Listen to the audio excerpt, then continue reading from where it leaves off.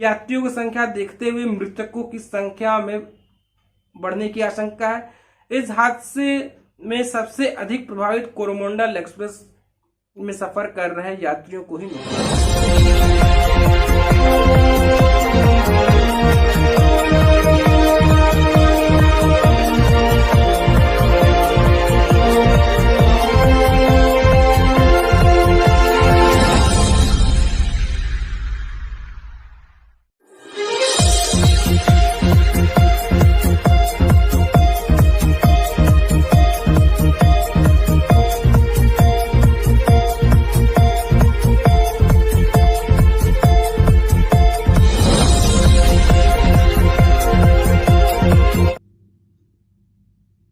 नमस्ते, सदा वत्सले मातृभूमि। एक बार फिर आप सभी दोस्तों का जनमानस समाचार के आज के हमारे इस लाइव संस्करण लाइव एडिशन में आपका स्वागत है। कल उड़ीसा से एक दृश्य आई थी, काफी, हम दृश्य की बात करें, काफी विभत्स था। कल शाम में 3 ट्रेनें आपस में टकरा गईं उड़ीसा के बालासोर में और एक भीषण हादसा घट गया।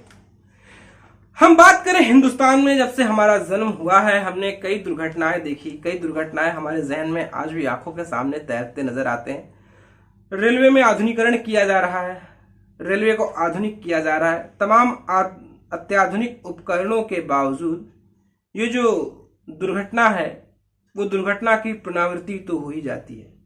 दुर्घटनाएं गाहे बगाहे हो ही जाती है साल दर साल। इतनी अत्याधुनिक उपकरणों के बावजूद रेलवे में घटनाएं हो जाती हैं।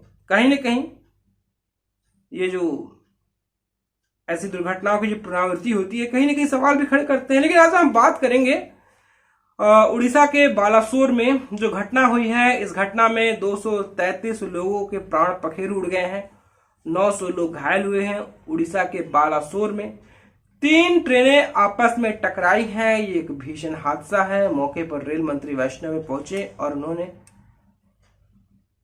रेस्क्यू का काम जारी करा दिया है। तमाम तरह की बातें हो रही हैं।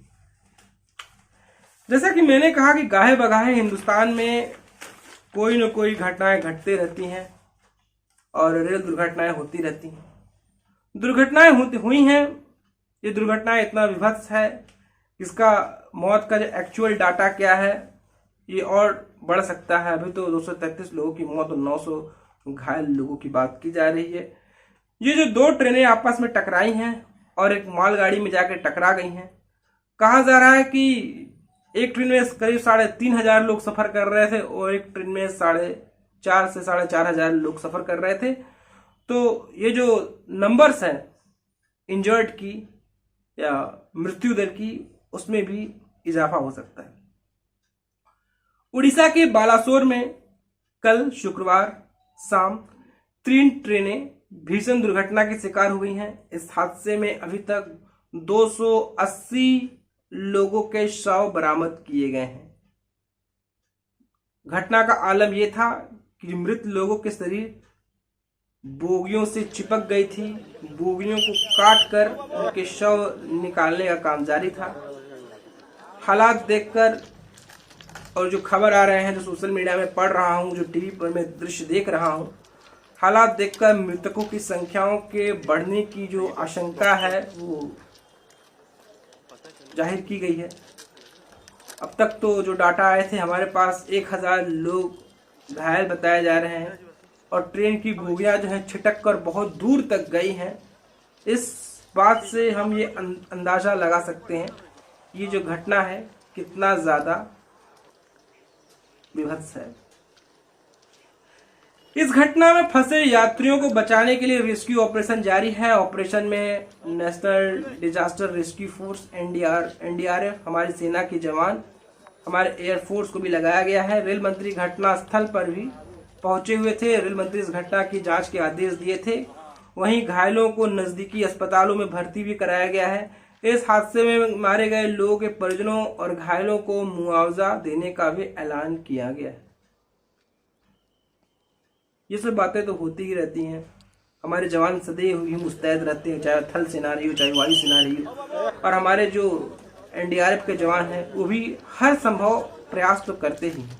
लेकिन जब घटना घटित हो जाती है तो कहीं न कहीं सुरक्षा व्यवस्थाओं पर तो सवाल खड़े करती है। अब ये पूरा जो घटना हुई है इसको हम बारीकी से जानते हैं। आखिर ये हादसा हुआ कैसे, हादसों का रंग कैसे चढ़ा इस पर, कैसे इतने लोगों के प्राण पखेरु उड़ गए। ये दुर्घटना बालासोर जिले के बहानगा स्टेशन के करीब 2 किलोमीटर दूर पनपना के पास हुआ है। वहां शालीमार से चेन्नई जा रही कोरोमंडल एक्सप्रेस 12841 अप बेपटरी हो गई और यशवंतपुर यानी कि बेंगलुरु से हावड़ा जा रही एक्सप्रेस ट्रेन से टकरा गई और कोरोमंडल एक्सप्रेस ट्रेन की रफ्तार जो है वो काफी ज्यादा थी। बेपटरी से उतरने के बाद ये जाकर सीधा मालगाड़ी से टकरा गई और मालगाड़ी से टकराने के बाद और ये घुस गई उसमें और ये भीभत्स हादसा घट गया।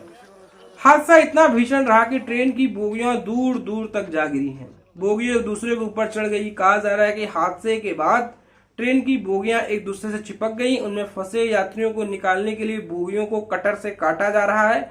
लोगों का शरीर एक दूसरे से चिपके हुए हैं। यात्रियों का अंग कभी यहाँ पड़ा है, कभी वहां पड़ा, इधर उधर पड़े हुए हैं।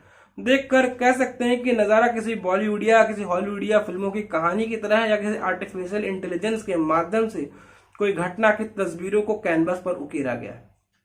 कहा जा रहा है कि जिस वक्त ये हादसा हुआ उस वक्त शाम का समय था। लंबी यात्रा के सफर के दौरान नाश्ता कर रहे थे लोग। इस दौरान ये हादसा हो गया। दुर्घटना के शिकार दोनों यात्री ट्रेन पूरी तरह से खचाखच भरी हुई थी।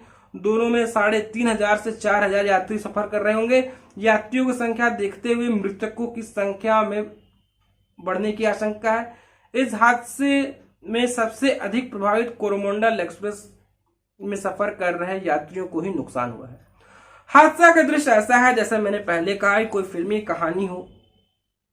इसको देखकर आपकी रूह कांप जाएंगी। एक स्थिति तो ऐसी रही कि रेलवे लाइन की पटरी दूर तक नीचे की बोगी में घुस गई और उस पटरी में कई लोग धंस गए हैं। हादसे के कारण लगभग 1 किलोमीटर तक फंसे मलबे में कई ऐसे दृश्य सामने आए हैं जो सिर्फ किसी फिल्मी कहानी के किरदार जैसे हैं।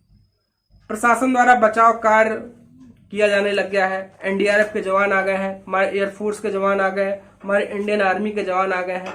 वो बचाव कार्य में लग गए हैं। लोगों को बचाने में शुरुआत हो गई है।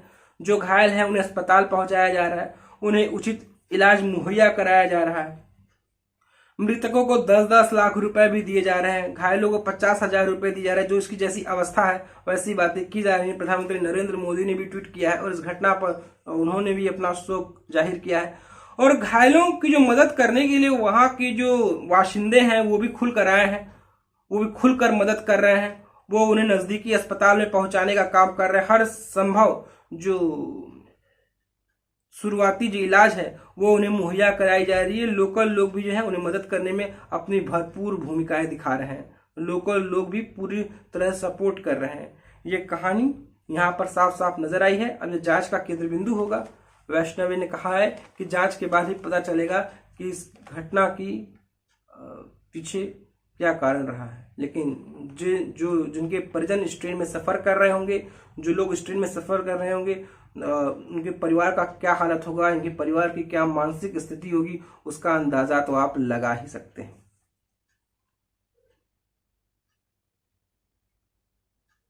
ये सिर्फ कहने वाली बात है। हम कह सकते हैं कि आप अंदाजा लगा सकते हैं, लेकिन कहीं ना कहीं ये एक भीषण हादसा है जो कहीं जनमानस में और हमारे भारत में लोगों में कहीं ना कहीं एक सवाल खड़े करता नजर आ रहा है।